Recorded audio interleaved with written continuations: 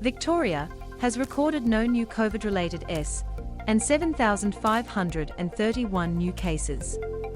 It takes the total number of active infections to 51,520. There are 248 coronavirus patients in Victorian hospitals, up from 215 a day earlier. Of those people, 20 are in intensive care units and 5 are receiving ventilation.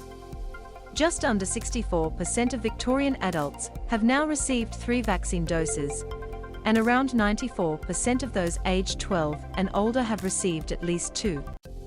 Of the new cases, 5,730 were detected through rapid antigen tests, and 1,801 through PCR tests. Study finds low-income households more at risk from COVID. Researchers have found a link between higher rates of COVID-19 infections and Victorian postcodes with a lower socioeconomic profile. The Joint Bar 1 Health Deakin University study found areas of Melbourne with larger proportions of unemployed or casual workers, or those experiencing rent or mortgage stress, were the worst hit. Co-author Catherine Bennett said low-income households, through no fault of their own, were a big factor in transmitting the virus.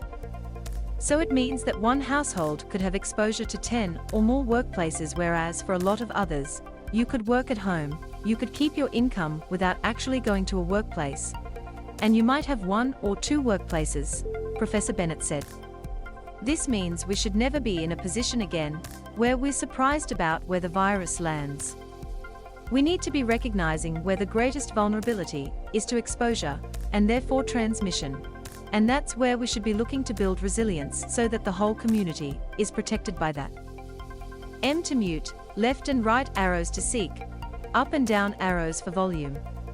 Watch 15 minutes 2 seconds 15 M. Will winter bring a COVID-19 onslaught?